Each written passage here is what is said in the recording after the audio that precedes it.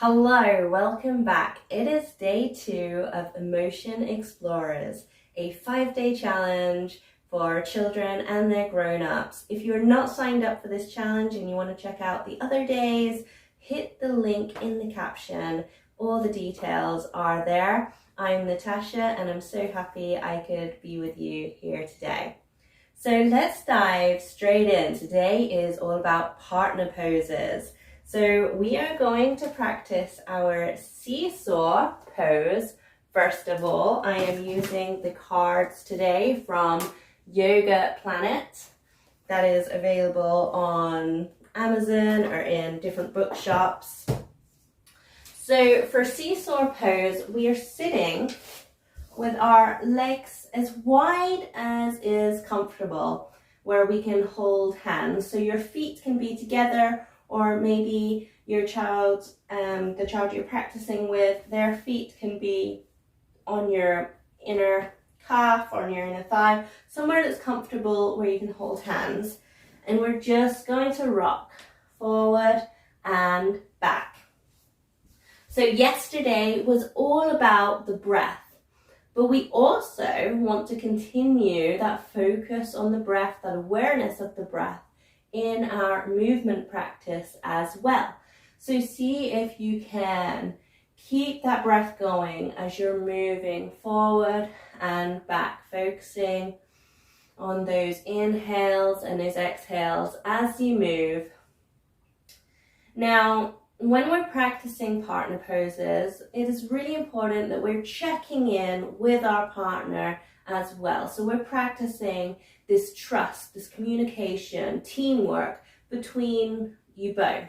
So what I mean for this pose is if I have a partner here and they decide to pull me forward really fast, really quick, my body might not be ready for that, it might not be able for that, and it could hurt, okay? And we don't want that for our partner. We want it to feel good. We don't want to hurt them. So if they do it too much, then it's not going to feel safe. It's not going to feel good. So we want to communicate what feels good and what doesn't. So what you can do, you could say, I would like more, I want less, or you can also communicate non-verbally. So you can give them a squeeze, say. So you're holding hands, you could do 1 squeeze for less, 2 squeezes for more. And this can be a really good way to let your partner know what feels good for you.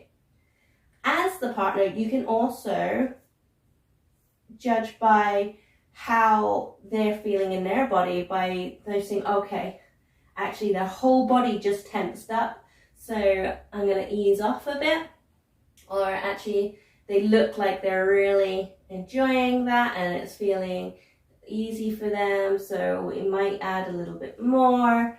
And there are different ways of communicating that with each other.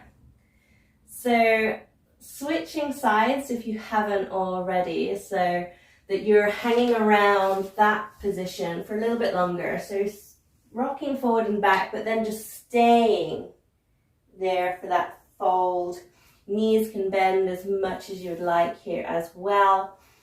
And just taking it in turns to fold forward and lean back. When you're leaning back, taking care of your shoulders as well, that you're not leaning back like this, but you're opening up through your chest. And keep breathing. All right, releasing that pose, and we are going to practice a solo pose for a moment. We're going to practice our downward facing dog. So making sure you have some space here, spreading out your fingers like starfish and lifting up to your downward facing dog, sending those hips back. Keep a bend at the knees. Keep breathing and walk your dog. So walking your dog by bending one knee, straightening the other leg. And then releasing it back down to your hands and knees, taking any movement here That would feel good. And then we are going to practice our double dog. So for our double dog, in this one, you can see we have one person in a full downward dog. The other person is in like a half handstand and their feet are on the lower back. Now, we're not going to do that straight away. So listen to my instruction first and then you'll have a chance to practice.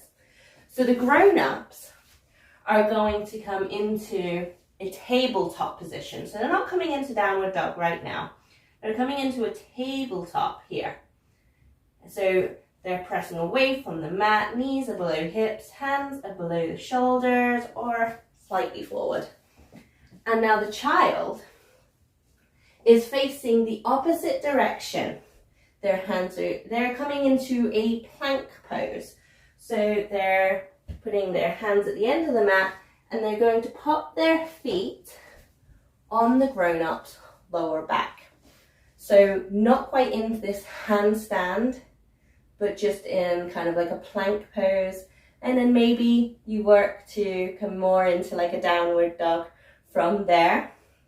But the plank pose is perfect just the way it is, all right? So practicing that. So if you want to come into this one, this is a really good one for siblings to do or anyone who is of similar heights. But if you can do this one, what you do, you're in your tabletop and then you bring your knees to hover slightly first. Now, does that feel? And then you're going to slowly come on up to your downward facing dog. While that is happening, the other person is coming from a plank position more into that handstand. So they are here and then they're coming kind of above their wrists. Really good if you are working on handstands or if your child has a strong handstand practice, and it's a good prep for that. Okay, so give that one a try together.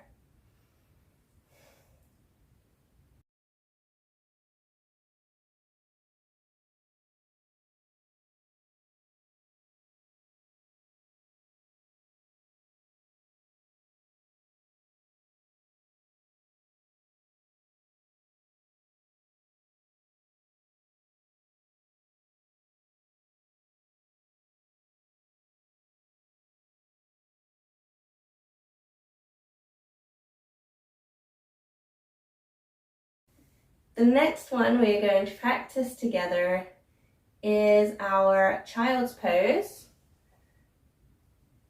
So the child is going to come into child's pose here.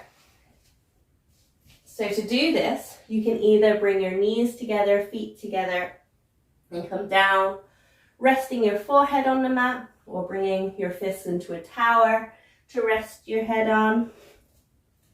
Or you can bring your knees wide, toes touch, walk your hands forward, resting your head down on or near the mat. Again, you can use your fists to make a little tower here. And while the child is in this position, grown-ups are going to check in with them and say, would you like a massage? So if they say yes, you're going to massage their shoulders, massage down their back. Maybe you could even make it more playful by making a pizza on their back. So what would you need to do? Roll out the dough and make your base. So make it the right shape. Then you'd want to put on the sauce. Sprinkle on the cheese. Ask them what toppings they would like. Put all the toppings on.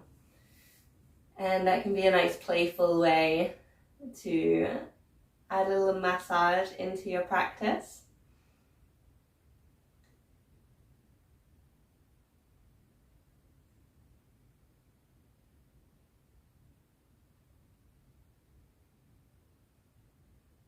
All right, and then to finish, just going to stroke their back down like this, and then ask them if they enjoyed that.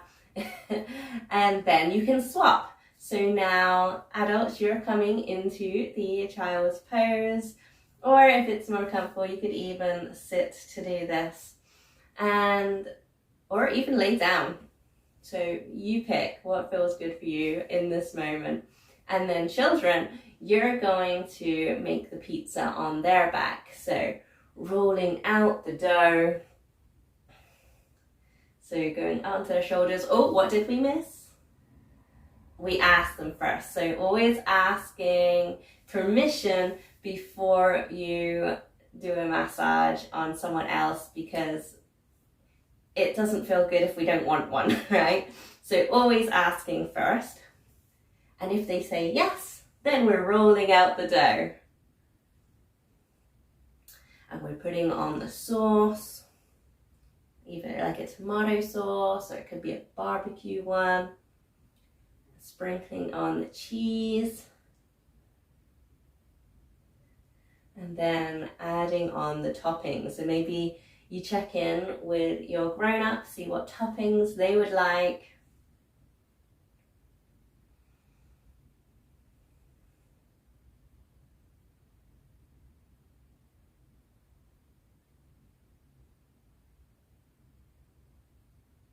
All right, and then when we're done, we're going to just smooth it over. This could be cooking it, maybe. What could this be? Okay, coming up to sit back to back. So backs against each other's backs, facing away from each other. And just taking a few breaths here.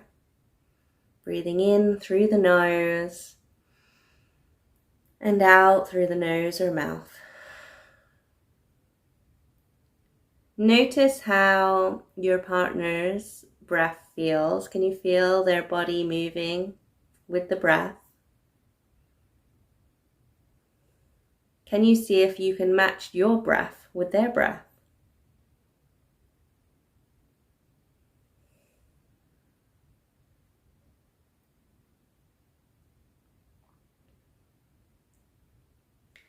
All right, take any little movements now that would feel good for you. It could be a side stretch or a twist.